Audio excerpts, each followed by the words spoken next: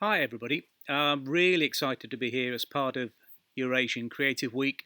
Sorry I can't be with you in person due to restrictions, but I'm here in lovely sunny Bulgaria, enjoying some self-isolation in the forest of Bulgaria, which is giving me a few more creative uh, ideas and new characters and new ways of working. For those who don't know, my name's Gareth Stamp. I'm an author now, originally in education, lived in Kazakhstan for nearly 9 years and travelled around the area while I was there, getting lots of ideas for stories, some of which I'm still working on, lots of short stories based on my times there. But I want to talk to you today about my new books that are out very shortly. Two children's books, actually. It's something I've not thought about doing, but until recently, I was living in India and was actually in lockdown there for about 100 days. And being education, you realise how important books are to children. And I'm an artist as well.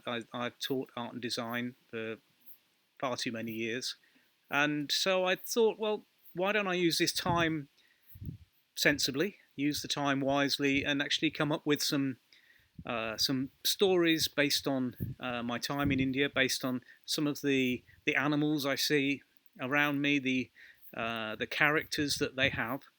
And so I came up with two books, and very kindly, Hertfordshire Press have agreed to publish them for me, and as I say, they're coming out very shortly. The first one is actually about something you see in India quite a lot, and that is this strange connection between two different types of animal. The cows that wander the fields and the streets, but also the white snowy egrets that actually come and sit with them, on them, and are around them all the time. And so the first book I produced, and these are some of the illustrations from it. I haven't actually got a copy of the book here because I'm in Bulgaria and the books are in Britain. But okay, it's not a problem. I've got the illustrations. So the book is called The Egret and the Cow, and it's about the relationship between them. This is a historical book. It's not something that you would. It may not even be truthful, but it's a tale about how they came to be friends and why they are together all the time. And this is a particular friendship between one egret and one cow. The cow is owned by a farmer, and here's the farmer sitting in the lush rice fields of southern India, one of my favourite parts of India, around Kochi. Beautiful landscape, beautiful people, beautiful just environment, and it's part of India that I really do miss. Um, the story evolves around how the relationship between the cow and the egret develops, how other cows become jealous and chase the egret away, and then they realise actually that the egret has been making the cow very happy, and they band together to actually get the egret and the cow back together as a strange relationship. But the cow is happy, the farmer's happy because the cow produces more milk, and the egret's happy because it's giving people attention.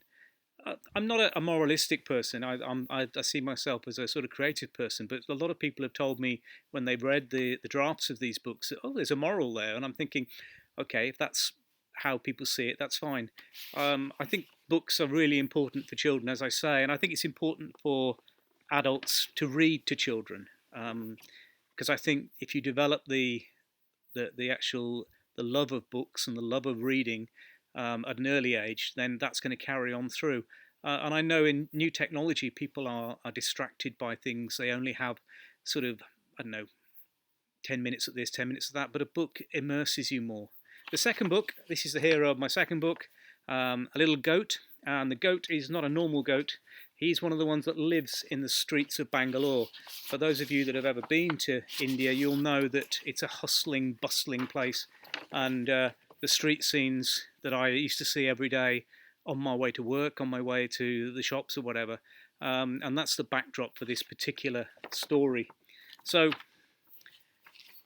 it's about a goat that wants to travel, basically, and makes friends with a swallow that comes and nests in the barn that he lives in. And the swallow tells of his tales around Central Asia, Samarkand, and up to the northern steppe.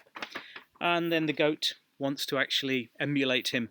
I won't tell you any more than that because I think I don't want to destroy the ending of it. Books are an escape, and in these troubled times, I think people need to escape. But the best way to escape is actually not just to read a book, but to write a book, because then you're not just escaping, you're helping other people escape. And I think that books and reading are really important. I'm really grateful for the Eurasian Creative Guild for enabling me to do what I do, and to actually trust me with what I do. I've worked with them for 3 or 4 years now, proofreading and actually enjoying the events that they put on. As I say, I'm really sorry I can't be at the physical event for this one. Lots more events coming up, and I'm going to try and get to as many of those as I can. I'm also, as I say, grateful to Hertfordshire Press for having faith in me to actually do this project and follow through. I've got lots more ideas, and now living in Bulgaria, I have lots of different animals as well. I'm really fortunate. I do live in the middle of a forest. I'm surrounded by squirrels, red squirrels and dormice and all sorts of things.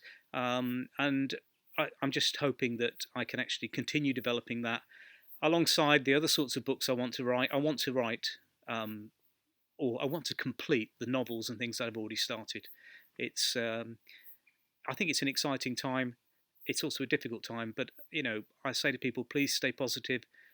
Please reach into your creativity, and actually, I think at the end of the day, you'll be stronger if you can actually follow through and put your thoughts and feelings down on paper and actually produce these books. They'll be out soon, and hopefully you'll get a chance to read them. And if you have young children, read them to your children. And I look forward to seeing some of you, all of you, hopefully in person a little bit in the future. And I'm off to go and write another book. See you soon. Thanks a lot. Bye-bye.